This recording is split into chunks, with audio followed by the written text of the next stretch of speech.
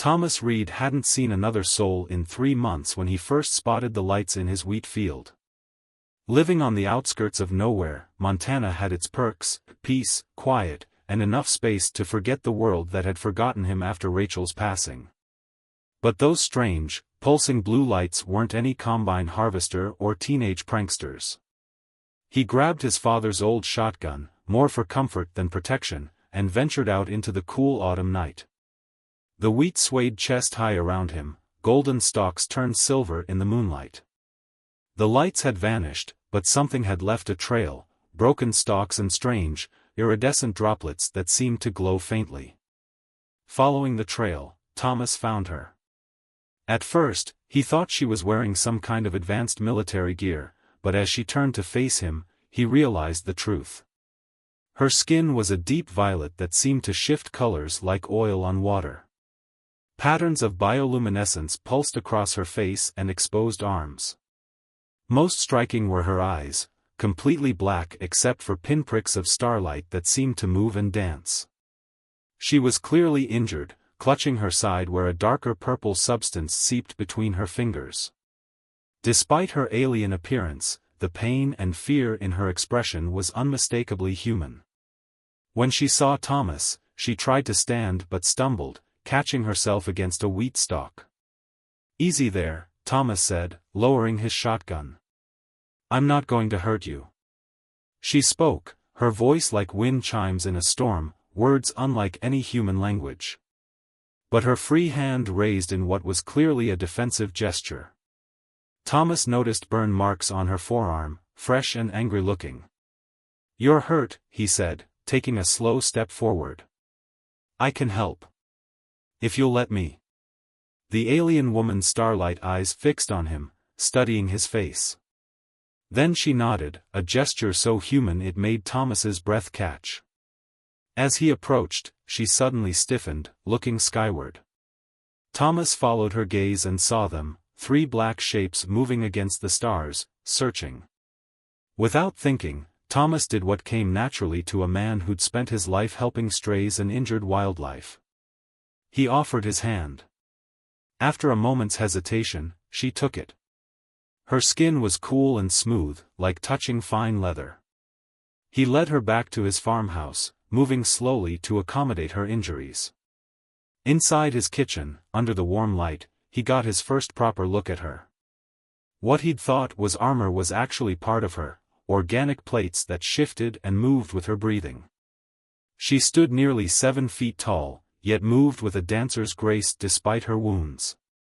As Thomas gathered his first aid supplies, she touched various objects in his kitchen with careful curiosity: the copper tea kettle, the wind chimes Rachel had loved, the old radio that kept him company on lonely nights.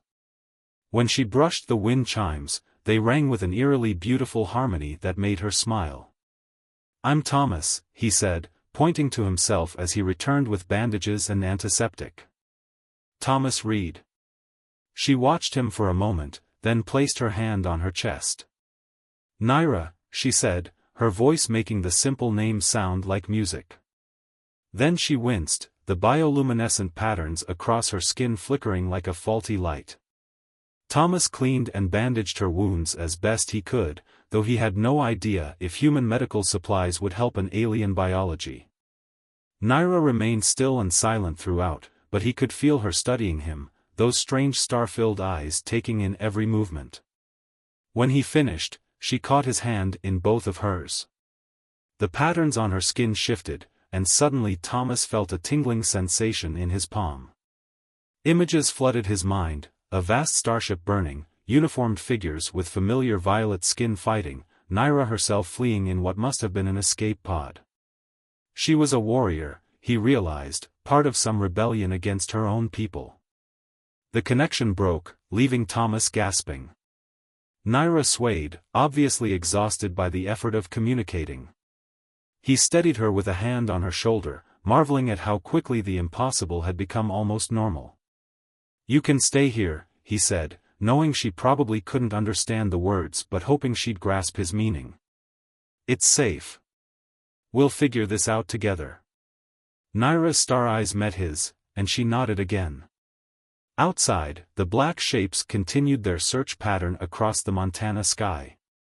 But inside Thomas Reed's farmhouse kitchen, two beings from different worlds had just taken the first step toward changing both their fates forever. The first week with Naira transformed Thomas's quiet farmhouse into something between a safe house and a cultural exchange center. She proved to be a quick learner, picking up English words with remarkable speed while teaching Thomas the basics of her own melodic language. Her wounds healed faster than any humans would, the strange organic plates of her armor regenerating day by day.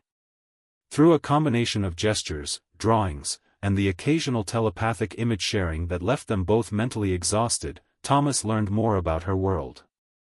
Naira was part of a resistance movement against the Dominion, her people's ruling class who planned to expand their territory by force. She'd been a high-ranking military strategist before discovering the Dominion's true intentions for Earth, not just conquest, but complete terraforming that would make the planet habitable for her species while eliminating all existing life. "Your world," she said one evening, her English still halting but improving, "reminds me of home." Before. She stood by the kitchen window, her bioluminescence casting subtle patterns on the glass. The setting sun painted the wheat fields gold, and in the distance, heat lightning flickered between clouds. Thomas watched her from his chair, noticing how her starlight eyes seemed to dim when she spoke of her past. "What happened to your home?" Naira's patterns flashed with what he'd come to recognize as distress. Dominion tested terraforming there first. My world was similar to Earth. Different life, but balance. They destroyed balance. Made it like their core worlds. She turned to him, her expression fierce. "Cannot let happen here." Before Thomas could respond, both of them froze at the sound of vehicles approaching. Through the window, they spotted 3 black SUVs kicking up dust on the dirt road leading to the farm. Naira's body tensed, the organic plates of her armor shifting into a more defensive configuration. "Government," Thomas muttered. "They must have detected something." He turned to Naira. "There's a cellar under the barn. Hidden entrance. You need to." "No," she interrupted, her star eyes fixed on the approaching vehicles. "They are not your government." Thomas looked again and noticed something off about the SUVs. Their movement was too smooth, their black paint seeming to absorb light in an unnatural way.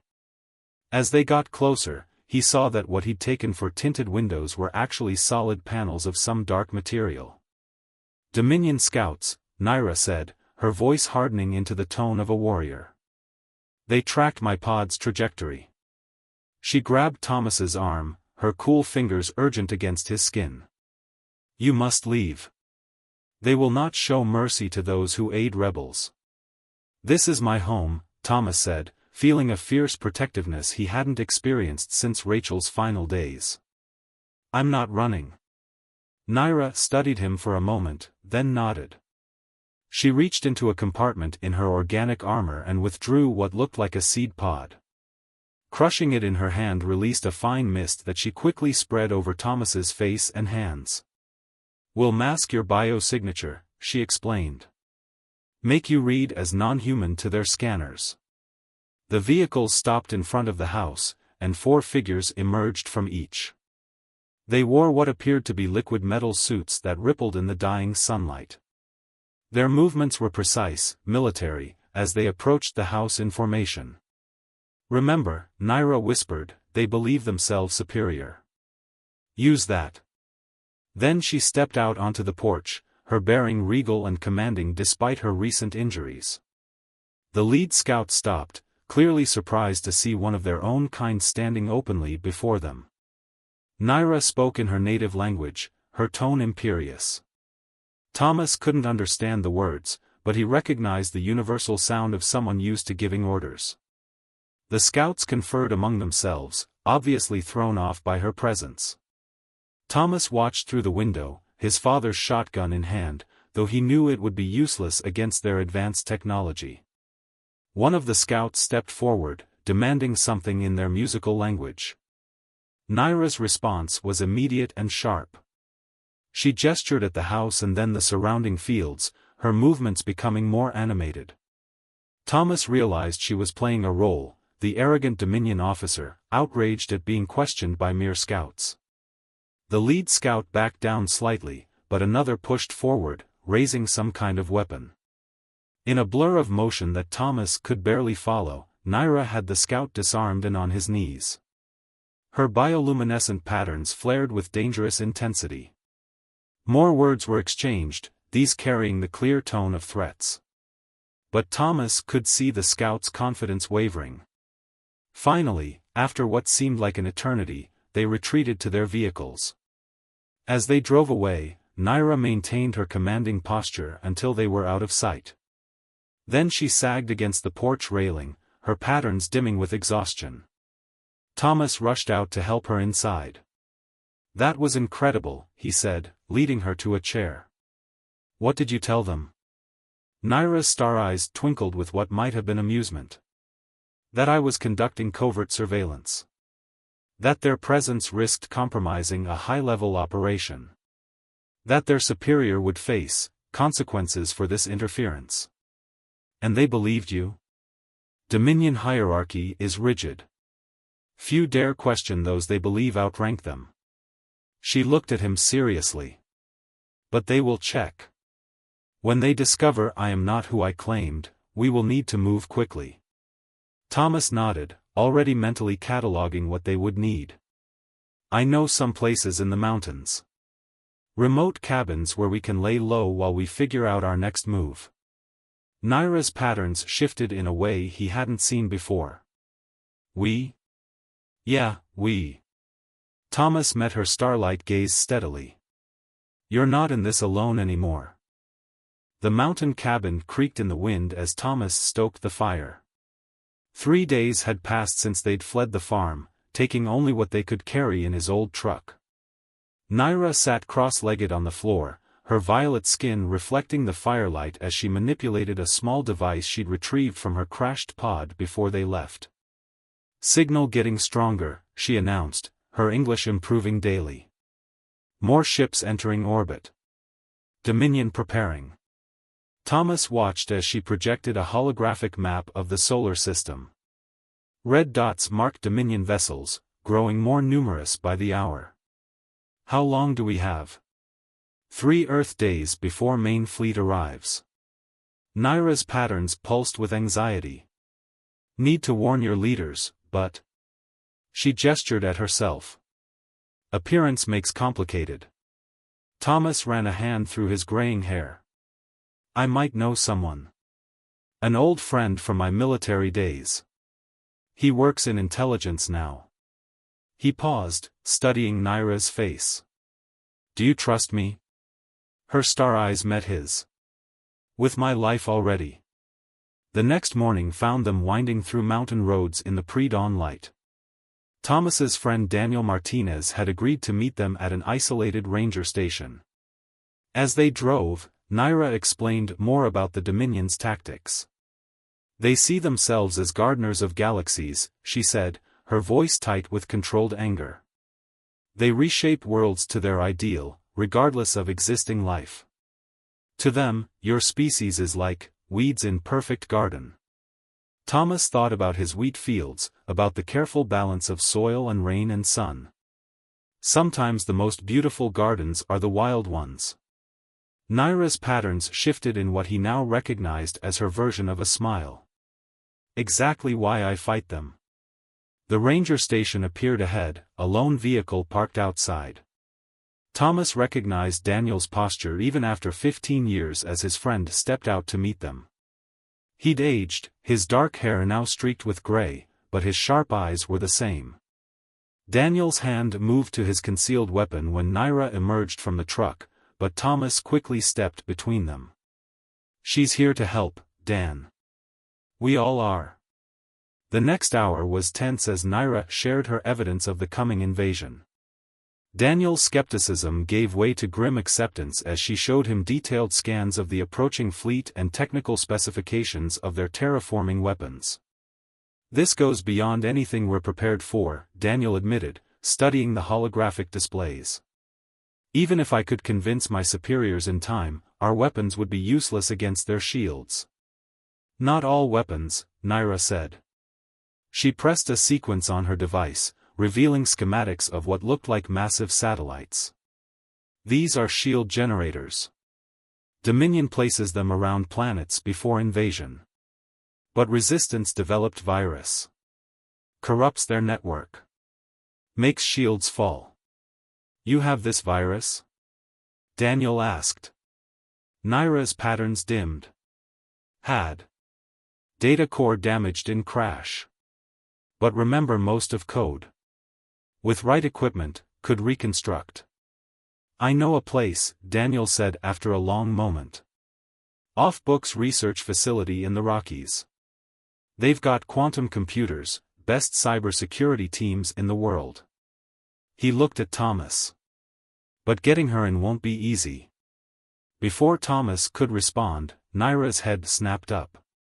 Her organic armor plates shifted, and she lunged forward, tackling both men to the ground as a beam of searing light cut through the space where they'd been standing. Hunters, she growled, rolling to her feet in a fluid motion. 3 figures in liquid metal suits emerged from the tree line, their weapons charging for another shot. Thomas had seen Naira train over the past days, practicing combat forms that seemed to defy gravity. But watching her fight for real was something else entirely. She moved like water and struck like lightning, her organic armor adapting instantly to deflect attacks while her own blows found weak points in the hunter's suits. Daniel recovered quickly, drawing his sidearm and providing covering fire that, while not penetrating the hunter's armor, disrupted their aim. Thomas grabbed a fallen hunter's weapon, its alien design somehow feeling natural in his hands. The battle was brief but intense. When it ended, 3 disabled hunters lay unconscious, their suits powered down by precise strikes from Naira. She stood over them, her patterns pulsing with exertion and battle rage, looking every inch the warrior she was.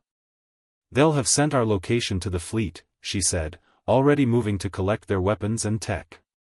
Daniel holstered his gun, looking at Naira with new respect. My team can handle containment here. But we need to move fast. That facility I mentioned? It's a 6-hour drive, and we just lost the luxury of taking back roads. Thomas helped Naira gather what they needed from the hunters. Their hands met over a piece of equipment, and she gripped his fingers briefly. In that touch, he felt her gratitude, her worry, and something else growing between them, something neither had dared name yet. Ready, she said simply. As they sped toward the facility in Daniel's government vehicle, emergency lights clearing their path, Thomas watched Naira writing complex code sequences from memory, preparing to reconstruct the virus that might save Earth. The morning sun caught her violet skin, making her look both alien and breathtakingly beautiful. She must have sensed his gaze because she looked up, her star eyes meeting his. Thank you, she said softly, for believing in me that first night. Thomas thought about how his quiet life had transformed into this desperate mission to save humanity. But looking at Naira, he couldn't imagine having chosen differently. Sometimes, he said, the best things in life grow from unexpected seeds. Her patterns rippled with emotion, and she reached for his hand again. Behind them, the sun rose over the mountains, while ahead, the fate of 2 worlds hung in the balance. The underground facility hummed with activity as Naira worked tirelessly at the quantum computer terminal. Her fingers danced across the holographic interface while Thomas watched from nearby, amazed at how the technical team had quickly adapted to working with an alien warrior. Virus reconstruction at 80%, she announced, her patterns flickering with focused intensity. But something wrong. Missing crucial element. Dr. Weber, the facility's lead scientist, studied the code scrolling across the screens. The quantum signature is unstable. Even if we complete it, the virus might not propagate through their entire shield network. Naira's patterns dulled with frustration. Need direct access to Dominion systems. Must upload from inside their command ship. That's suicide, Thomas said, stepping closer to her terminal. Their fleet arrives in less than 24 hours. Have no choice. Naira turned to face him, her star eyes intense. Without stable virus, Earth dies. Everything dies. Before Thomas could argue, alarms blared throughout the facility. Daniel burst into the lab, his expression grim. They found us. Multiple dropships incoming. Evacuation protocols initiated. Chaos erupted as personnel rushed to secure data and equipment. Naira's hands flew across the interface, transferring the virus code to a portable device. Thomas helped her, their movements synchronized after days of working together. Got another problem, Daniel shouted over the alarms. Just intercepted their communications. The Dominion isn't waiting for the main fleet. They're activating the shield generators early, trying to lock down the planet before we can respond. Naira's patterns flashed with surprise. Not their normal protocol. They fear what we've created. She turned to Thomas, her expression resolute. Need your help. One last time. Understanding dawned on him. You want to use my farm? She nodded. Crash site has short-range teleporter. Can get us to command ship. Farm remote enough to avoid detection until last moment. Us? Thomas felt his heart skip. You mean? Cannot do alone, she said softly, her cool hand finding his. Need you. Trust you. The facility shook as the first Dominion weapons hit the mountain above. Dr. Weber approached them with a small case. We modified some of our quantum shielding tech based on Naira's specs. It's experimental, but it should hide you from their sensors. At least for a while. Daniel added his own contribution, advanced weapons stripped from the hunters they defeated. Give them hell, he said, gripping Thomas's shoulder.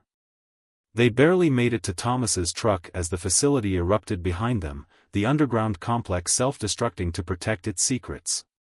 As they sped through the mountain roads, Naira worked frantically to refine the virus code.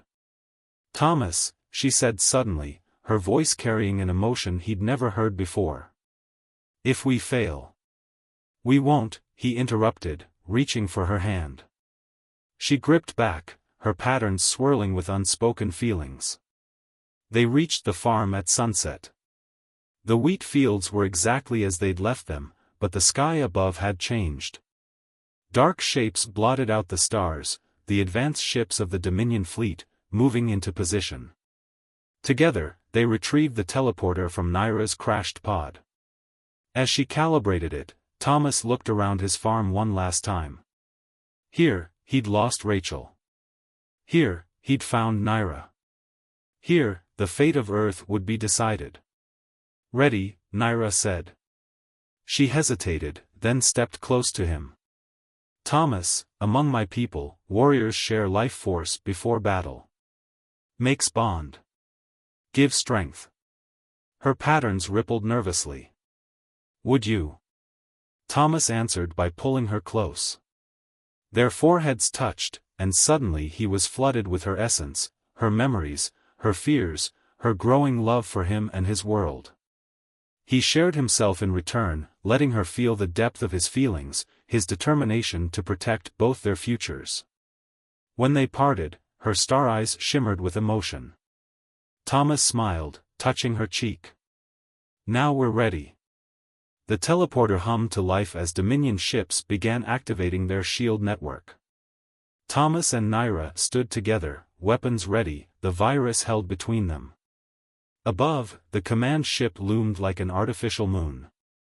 Together, Naira said, her patterns bright with purpose. Together, Thomas agreed, and activated the teleporter. The command ship's interior was a maze of crystalline corridors and pulsing organic technology. Thomas and Naira moved silently through the shadows, their quantum shielding holding against the internal sensors. Years of farming had made Thomas's movements precise and patient, years of warfare had made Naira's lethal and swift. They reached the central computer core, a massive chamber filled with living crystal that seemed to breathe with data. Naira's patterns dimmed to near invisibility as she worked to interface their virus with the system. Thomas stood guard, the alien weapon comfortable in his weathered hands. "Security protocols stronger than expected," Naira whispered. "Need more time." A squad of Dominion guards passed nearby, their liquid metal suits rippling. Thomas held his breath until they moved on. Through the chamber's viewport, Earth hung like a blue jewel against the darkness. Already, he could see the shield network taking shape, a web of energy that would trap his world and doom it to transformation. Suddenly, alarms blared. Their quantum shielding flickered and died. "They've detected us," Naira said, her fingers flying across the interface. "Virus at 90% integration. Need 3 more minutes." "We don't have 3 minutes," Thomas replied as heavy footsteps approached from multiple directions. He took position at the entrance, weapon ready.